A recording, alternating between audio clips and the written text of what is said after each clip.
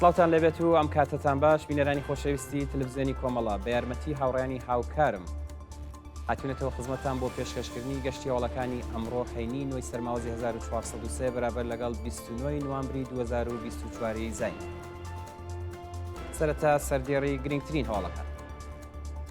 ڕێگری ناوەندە ئەمنیەتیەکانی مەهاباد لە بەڕێوەچوونی هەڵمەتی زاگرۆسانە، گیانبەختکردنی سێ پەنابەر لە سنووری نێوان باکوور و ڕۆژهەڵاتی کوردستان، دەست بەسەرکردنی هاوڵاتیەک لە شاری دیواندەرە، سەپاندنی سزای زیندان بەسەر هاوڵاتیەک لە شاری بۆکان، ناڕوونی چارەنووسی شارۆمەندێکی بەندکراو لە شاری سەقز، خۆپیشاندانی سەدان کەسی کوردانی دانیشتووی بریتانیا لە لەندەن، بانگەوازی باشووری کوردستان بۆ هەڵوەشانەوەی سزای ئیعدامی پەخشان عەزیزی و وریشا مورادی، کۆبوونەوەی خانەنشینکراوانی سەنعەتی نەوت لە ئەهواز، ناڕەزایەتی کرێکارانی فەزای سەوز لە شرکەتی نەوت و گازی ئاغاجەری و خۆپیشاندانی ئێرانیانی ئازادیخوازی دانمارک دژ بە کۆماری ئیسلام.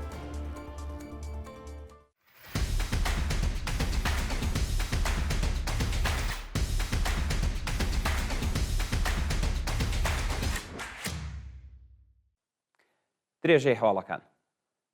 ڕێگری ناوەندە ئەمنیەتیەکانی مەهاباد لە بەڕێوەچوونی هەڵمەتی زاگرۆسانە. بەپێی هەواڵی گەشتوو ڕۆژی پێنجشەممە 8 سەرماوەز بڕیار بوو هەڵمەتی زاگرۆسانە لە دەوروبەری شاری مەهاباد بەڕێوە بچێت. بەڵام ناوەندە ئەمنیەتیەکان ڕێگریان لێکرد. هەڵمەتی زاگرۆسانە کە بە هەوڵ و تێکۆشانی ڕێکخراوە ژینگەیەکان لە 2 هەفتە لەمەوبەرەوە دەستی پێکردووە، لە چەند شاری کوردستان بەڕێوە چووە، بەڵام لە شاری مەهاباد ئیدارەی ئیسلاحات ڕێگەی لە بەشداری خەڵک لەو چالاکیە گرتووە. بەوتەی سەرچاوەکانی هەواڵ، سەرکردگەرانی کۆماری ئیسلامی هەڕەشیان لە چالاکانی مەدەنی و شارە کردووە لە حاڵێکدا مەبەست لەو چالاکیە پەرەپێدانی فەرهەنگی ڕێزگرتن لە ژینگە، پاراستنی پاک و خاوێنی سروشت و قەرەبووکردنەوەی ئەو زیانانەیە کە لە ڕێگەی ئاگرکەوتنەوە و کەسانی هەڵپەرستەوە بە ژینگە گەیشتووە. گیانبەختکردنی سێ پەنابەر لە سنووری نێوان باکوور و ڕۆژهەڵاتی کوردستان. ڕۆژی پێنجشەممە 8 سەرماوەز تەرمی سێ ئەندامی بنەماڵەیەک لە سنووری نێوان باکوور و ڕۆژهەڵاتی کوردستان لە شاریوان لەلایەن پۆلیسی مەرزی تورکیەوە دۆزرایەوە. بەپێی زانیاریەکان تەرمەکان پێک هاتوون لە ژن و پیاوێک و منداڵەکەیان کە بەهۆی سەرما بردوویەوە گیانیان لەدەستاوە. تەرمەکان ڕادەستی پزیشکی دادی تورکیە کران، بەڵام هێشتا ناسناویان ئاشکران نەکراوە و لێکۆڵینەوەکان لەو بارەوە دەستی پێکردووە. دەست بەسەرکردنی هاوڵاتیەک لە شاری دیواندەرە. لە ڕۆژانی ڕابردوودا شارۆمەندێکی خەڵکی دیواندەرە بە ناوی ئەمیر محەممەد خانی لەلایەن هێزەکانی ڕژیمەوە دەست بەسەر کراوە. بەپێی راپۆرتی کۆڵبەر نیوز ڕۆژی چوارشەممە 7 سەرماوەز هێز ئەمنیەتیەکانی ڕژیم لە شاری دیواندەرە بەبێ بەڵگەی قەزایی هێرشیان کردوێتە سەر ماڵی ئەمیر محەممەد خانی و ناوبراویان بە تونند و تیژیەوە دەست بەسەر و بۆ شوێنێکی نادیار گواستوتەوە. تا کاتی داڕشتنی ئەم هەواڵە زانیارێک لەسەر هۆکاری بەندکران و شۆنی ڕاگیرانی ئەو شارۆمەندە لە بەردەستانیە. سەپاندنی سزای زیندان بەسەر هاوڵاتیەک لە شاری بۆکان. هاوڵاتیەکی خەڵکی شاری بۆکان بە ناوی ڕەشید ڕەحیمی لەلایەن دادگای ئینقلابی ئەو شارە بە 1 ساڵ زیندانی تەعزیری محکوم کرا. ڕەشید ڕەحیمی لە ڕێکەوتی 20 گوڵانی 1403 لەلایەن ئیدارەی ئیتلاعاتی بۆکانەوە دەست بەسەر و پاشتەوابوونی قۆناغەکانی لێپرسینەوە بە دانانی وەسیقە لە زیندان ئازاد کرابوو. لە ڕۆژانی ڕابردوودا ئەو شارۆمەندە لەلایەن لەقی 101 دادگای گشتی و ئینقلابی بۆکان بە تۆمەتی تەبلیغ دژی نیزام بە 1 ساڵ زیندان محکوم کراوە. ناڕوونی چارەنووسی شارۆمەندێکی بەندکراو لە شاری سەقز. ماوەی 4 ڕۆژ بەسەر کاتی ڕفاندنی بێهزاد دادخا هاوڵاتیەکی خەڵکی سەقز تێدەپەڕێت و چارەنووسی بە ناڕوونی ماوەتەوە. ڕۆژی دووشەممە 5 سەرماوەز هێزەمنیەکانی شاری سەقز هێرشیان کردە سەر شوێنی کاری بێهزاد دادخا و ناوبراویان بەبێ بەڵگەی قەزایی دەست بەسەر و بۆ شوێنێکی نادیار گواستوتەوە. شانی باسە کە بە دوواداچوونی بنەماڵی ئەو شارۆمەندە تا بە ئەمڕۆ ئاکامێکی نەبووە و زانیاریەک لەسەر هۆکاری ڕفاندن و شۆنی ڕاگیرانی بەردەست نەکەوتووە. خۆپیشاندانی سەدان کەسی کوردانی دانیشتووی بریتانیا لە لەندەن شەوی پێنجشەممە هەشتی سەرماوەزی 1403 سەدان کوردی دانیشتووی وڵاتی بریتانیا لە شاری لەندەن ڕژانە سەر شەقام و دەست بەسەرکردنی چەند چالاکی سیاسی کوردیان لەلایەن پۆلیسیە وڵاتەوە بە توندی شەرمەزار کرد.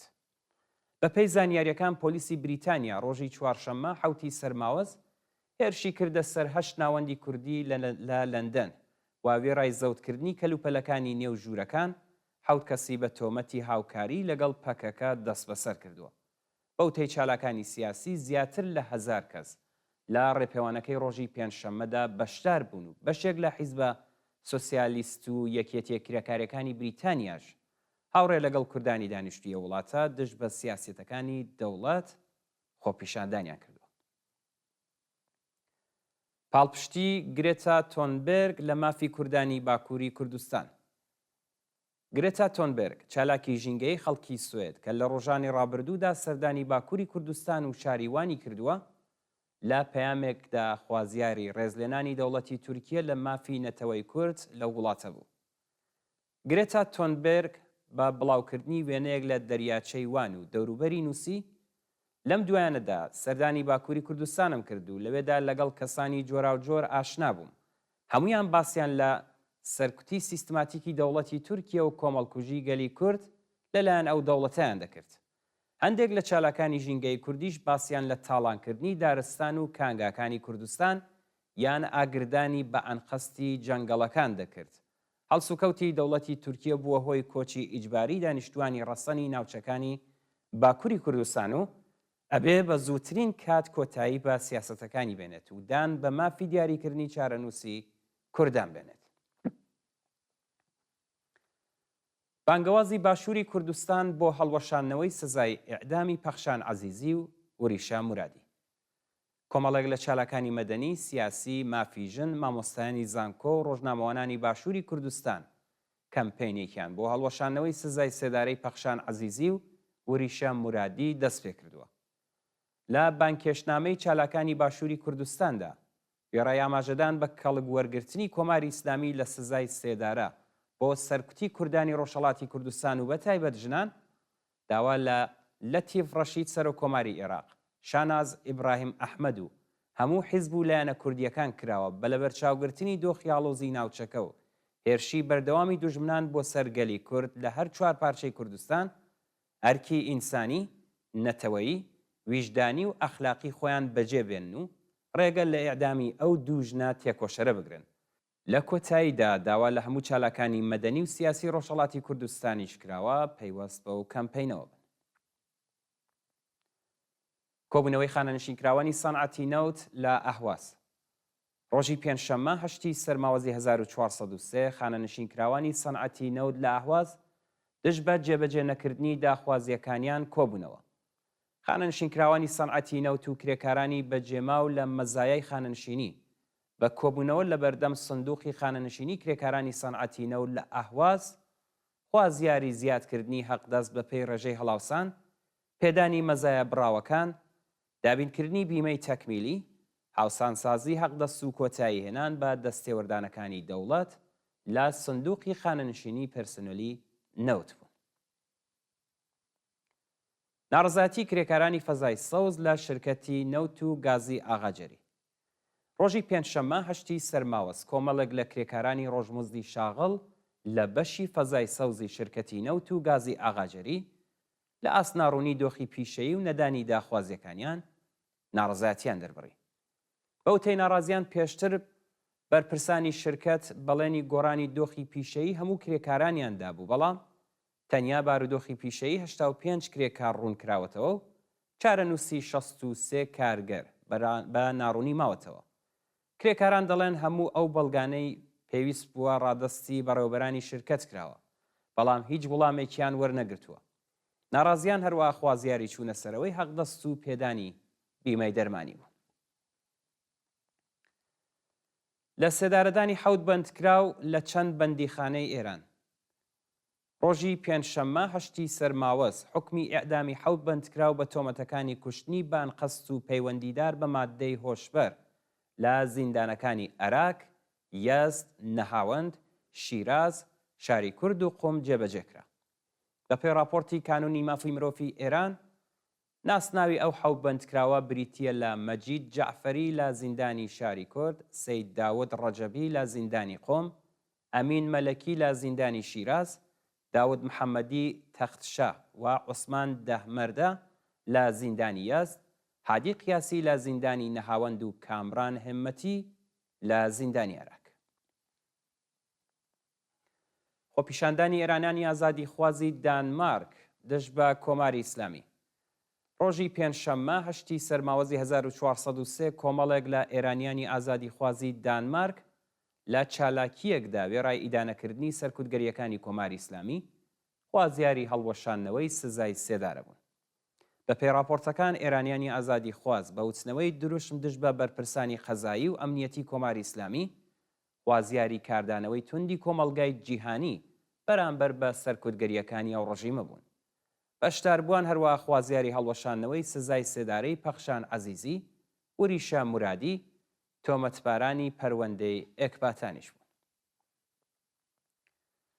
دو هەواڵمان سەبارەتە بە شەڕ و پێکدادانی قورس لە نێوان بەرەی نوسرە و ئەرتەشی سووریا لە حەلەب. تێرۆریستانی تەحریری شام و بەرەی نوسرەی سەر بە دەوڵەتی فاشیستی تورکیا لە ڕۆژانی چوارشەممە و پێنجشەممە 7 و 8 سەرماوەست هێرشێکی بەرینیان کردە سەر ڕۆژاوای حەلەب و 32 گوندیان داگیر کرد. بەپێی راپۆرتی میدیاکانی ڕۆژاوای کوردستان، تێرۆریستانی سەر بە دەوڵەتی تورک توانیویانە ڕێگای سەرەکی ئێدلەب و حەلەب داگیر بکەن و لە ئێستادا شەڕێکی قورس لە نێوان تێرۆریستان و میلیشیاکانی سەر بە کۆماری ئیسلامی و ئەرتەشی سووریا لە ئارادایە. هاوکات فڕۆکەکانی رووسیەش بنکە و بارەگای تێرۆریستانیان بە چڕی بردومان کردووە و 2 گوند لە دەست داگیرکەران ڕزگار کراوە. لەلایەکی دیکەوە چەکدارانی بەرەی نوسرە بەرەو شاری تەلڕەفعات لە ڕۆژاوای کوردستان بەڕێکەوتون و شەوی ڕابردوو شەڕێکی قورس لە نێوان تێرۆریستان و هێزەکانی سووریای دموکراتیک ڕوویداوە. بەپێی دوایین زانیاری زیاتر لە 180 کەس گیانیان لەدەستاوە و 350 کەسی دیکەش بریندار بوون. بەڵازدان و خۆشەویستان گەشتی هەوڵەکانی ئەمڕۆتان پێشکەشکرا. فەرموون بۆ بینینی درێژەی بەرنامەکانی تەلەڤیزیۆنی کۆمەڵ.